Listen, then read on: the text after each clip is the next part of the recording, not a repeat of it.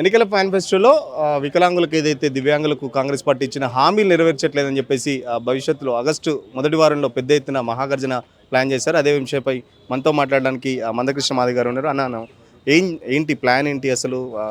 ఏం హామీలు ఇచ్చారు? ఇప్పటివరకు ఏం హామీలు నెరవేర్చారు?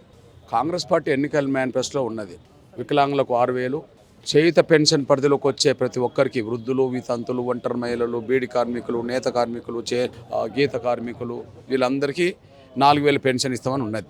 రెండోది ఆయన బహిరంగ సభలో మాట్లాడిన ఉపన్యాసం ఉన్నది. ఈ నెల 4,000 తీసుకునే వికలాంగులకు వచ్చే నెల 6,000 ఇస్తాం అధికారంకి వస్తే అన్నారు. ఈ నెల తీసుకునే 2,000 పెన్షన్ 4,000 ఇస్తామని అన్నారు. బడ్జెట్ బాగా పెరిగింది అన్నారు. అటు సూర్యుడు ఇటు మొలిచినా ఇటు సూర్యుడు అటు మొలిచినా పెన్షన్ పెంచడం ఖాయము అన్నారు. మరి నవంబర్లో ఓట్లు వేసుకొని డిసెంబర్లో ఇవ్వాలి కదా, అధికారం మీరు డిసెంబర్లో వచ్చారు కదా.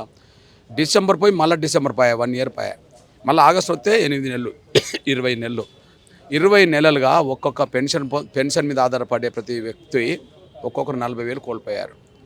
ఇప్పుడు పెన్షన్లు అంటే ఎవరికి ఇస్తున్నారు? అత్యంత పేదలకు ఇస్తున్నారు. వికలాంగులైనా వృద్ధుల వితంతులైనా పెన్షన్ పరిధిలో పొందే ప్రతి ఒక్కరు ఏ కులమైనా ఏ మతమైనా అత్యంత పేదలు. నెల వస్తుందంటే ఆ పెన్షన్ల కోసం ఎదురు చూసేటోళ్ళు, పెన్షన్ మీద ఆధారపడి బతికేటోళ్ళే దాదాపు 45 లక్షల మంది ఉన్నారు. మీరు వాళ్ళ డబ్బు ఎవరికి ఇస్తున్నారు? ఏమైంది ఆ డబ్బు? మీరు రైతు రుణమాఫీ కోసం 20,000 కోట్లు ఖర్చు పెట్టినామని గొప్పగా చెప్పుకుంటున్నారు. లేదా రైతు భరోసా కింద ఒక 10,000 కోట్లు ఇచ్చినామని మీరు గొప్పగా చెప్పుకుంటున్నారు. మీరు అందాల పోటీలు జరిపినామని చెప్పి ప్రపంచంలో మేము గర్వపడుతున్నామని చెప్పి మీరు మాట్లాడుతున్నారు. వాటికయ్యే 100,000 కోట్ల రూపాయలు వాళ్ళకి పెట్టారు కదా. కాలరెక్కలు లేని వాళ్ళు డబ్బు తీసేసి పెడతారా అందాల పోటీలు? కళ్ళు లేని వాళ్ళు డబ్బులు తీసేసి 100 ఎకరాల భూములు ఉన్న వాళ్ళకు రైతు భరోసా కింద ఇస్తారా? కేసీఆర్ చేసింది అదే, నువ్వు చేస్తున్నది అదే. కేసీఆర్ ఎకరానికో 2 ఎకరాలు 3 ఎకరాలకో రైతు భరోసా ఇవ్వలే. 50 ఎకరాలు ఉన్నా 100 ఎకరాలు ఉన్నా మల్లారెడ్డి లాంటి వాళ్ళు మంత్రి పదవులు ఉన్నా కూడా వాళ్ళకు బ్యాంకులో డబ్బులు పడ్డాయి. నువ్వేమన్నా ఎకరం 2 ఎకరాలకు భరోసా ఇస్తున్నావా? నువ్వు 50 ఎకరాలకు 100 ఎకరాలకు నువ్వు కూడా ఇచ్చుకుంటూ వస్తున్నావు.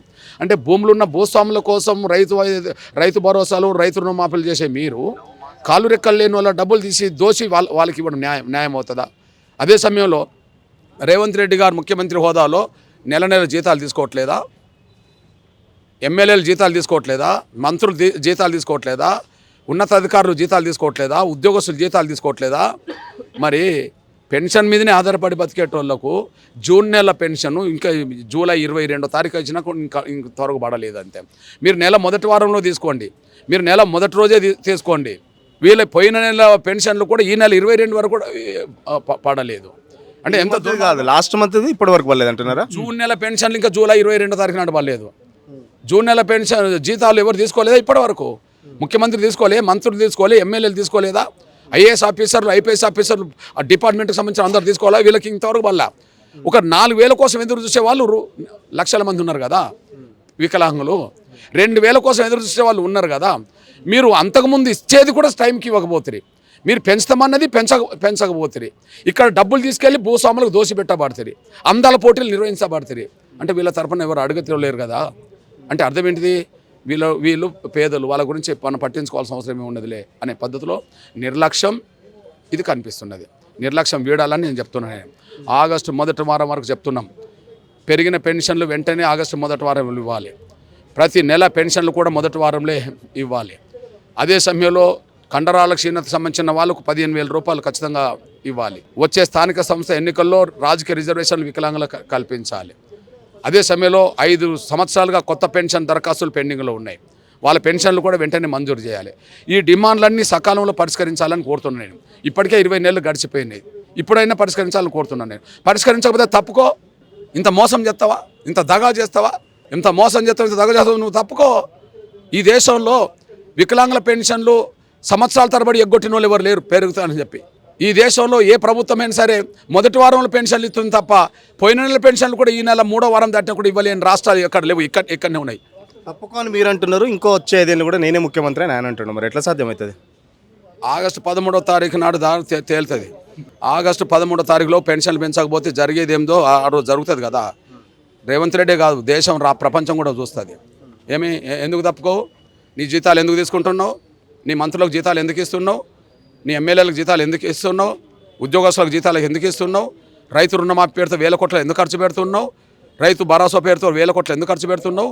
అందాల పోటీల కోసం 100 కోట్లు ఎందుకు ఖర్చు పెట్టావు? వికలాంగుల పెన్షన్లు ఇవ్వడానికి నీకు అది అవుతుందా? డబ్బు లేదా? డబ్బు లేకపోతే ఈ హామీలు ఎందుకు ఇచ్చావు? వీళ్ళు ఓట్లు లేకపోతే నువ్వు అధికారం ఎక్కడ ఉండొచ్చేవాడివి? అందువల్ల మేము రేవంత్ రెడ్డి గారు గుర్తు చేస్తున్నాం, ఈ వచ్చే ఆగస్టు మొదటి వారంలో పెన్షన్ పెంచి ఇవ్వాలి, లేకపోతే తప్పుకోవాలి. ఎందుకు ప్రభుత్వం అంత లైట్గా తీసుకుంటుంది వీళ్ళని? మరి 18 నెలలుగా వీళ్ళకు ఇచ్చిన హామీలు అయితే నెరవేర్చట్లేదు, దాదాపు హామీలన్నీ నెరవేర్చట్లేదు. వికలాంగులకు సంబంధించి పాపం వీళ్ళు ఏం చేయలేరు, వాళ్ళకి సంబంధించి అంటే వీళ్ళు ఏం చేయలేరనా లేకపోతే ఎట్లా? నిర్లక్ష్యం ఎవరి మీద ఉంటుందంటే అట్లాంటి పేదల మీద ఉంటుంది కదా. వీళ్ళ తరఫున ప్రతిపక్షాలు కూడా అడగవు కదా. మీరు అధికార పక్షం 20 నెలలు మోసం చేస్తుంది, ప్రతిపక్షం ఎప్పుడైనా మాట్లాడిందా? మీరే చెప్పండి. ప్రతిపక్షం బాధ్యత కాదా? అధికార పక్ష వైఫల్యాలను ఎండగట్టడం, అధికార పక్షం ఇచ్చిన మాట నిలబెట్టుకోకుండా మోసం చేసిన అంశాలను ఎండగట్టడం ప్రతిపక్షాల బాధ్యత కదా. ఇప్పుడు రైతు రుణమాఫీ మేము చేసినాం 20,000 కోట్లు అంటే ఇంకా చేయాల్సింది 30,000 కోట్లు కదా, ఎందుకు చేయలేదని అడుగుతున్నారు. రైతు భరోసా కింద ఇంకా మీరు పూర్తి చేయలేదని వీళ్ళు మాట్లాడుతున్నారు. అంటే వీళ్ళు భూములు ఉన్నోళ్ళే, వాళ్ళు భూములు ఉన్నోళ్ళే. భూములు ఉన్న రైతుల గురించి వీళ్ళు రుణమాఫీ చేస్తే మొత్తం చేయమని అడుగుతారు. భూములు ఉన్న రైతుల గురించేమో భరోసా ఇస్తామంటే మీరు మొత్తం భరోసా ఇవ్వని అంటారు. కానీ 20 నెలలుగా వికలాంగుల పెన్షన్, వృద్ధుల పెన్షన్ ఎగ్గొడుతున్నారు. కనీసం పెన్షన్ ఇచ్చే టైం కూడా ఇవ్వట్లేదని చెప్పి ఒక ప్రతిపక్ష పార్టీ మాట్లాడదు. అంటే పార్టీలు ఏమైనా అన్ని ఆతాను ముక్కలే అన్నట్టుగా ప్రభుత్వాలు ఏమైనా ప్రతిపక్షాలు ఏమైనా ఉన్నత వర్గాల లీడర్లే కాబట్టి ఉన్నత వర్గాల ప్రయోజనాలు కాపాడుకుంటారు. ఈ పెన్షన్లో ఎవరు ఏ కులమైనా ఏ మతమైనా పెన్షన్ పొందేటోళ్ళందరూ తిండికి లేని వాళ్ళే కదా, పేద కుటుంబాలు కదా. ఆ పేద కుటుంబాల గురించి ఆలోచించడం వాళ్ళు మర్చిపోయినారు. అట్లాంటి పేద కుటుంబాల నుండి వచ్చిన వాళ్ళం కాబట్టి దాని మీద మేము దృష్టి పెట్టాల్సి వస్తుంది. ఏదైతే హామీ ఇచ్చిందో హామీ ప్రకారం ప్రభుత్వం అన్ని నెరవేర్చారా, లేకపోతే ఆగస్టు 13వ తారీఖు మా తడాకా ఏంటో చూపిస్తాం, మంత్రులు కానీ ముఖ్యమంత్రి కానీ ఎమ్మెల్యేలు కానీ జీతాలు తీసుకోవట్లేదా, బట్ పెన్షన్ ఇవ్వడానికి మాత్రం ఎందుకంత చాచార్యం చేస్తున్నారు? గత నెల పెన్షన్ ఇప్పటి వరకు కూడా ఇవ్వట్లేదు. సో కేవలం పెన్షన్ మీద బతికే వికలాంగులకు సంబంధించి ప్రభుత్వం ఖచ్చితంగా ఆదుకోవాలని చెప్పేసి, ఒకవేళ ప్రభుత్వం ఆ దిశగా చర్యలు తీసుకోకపోతే వికలాంగుల తడక ఏంటో చూపిస్తాం, ఖచ్చితంగా ప్రభుత్వం దిగొచ్చే వరకు వాళ్ళ వెంబడి ఉండి నేను పోరాటం చేస్తానని చెప్పేసి మందకృష్ణ చెప్తున్న పరిస్థితి. వీడియో జర్నలిస్ట్ కళ్యాణ్తో సురేష్ పల్లవి టీవీ, హైదరాబాద్.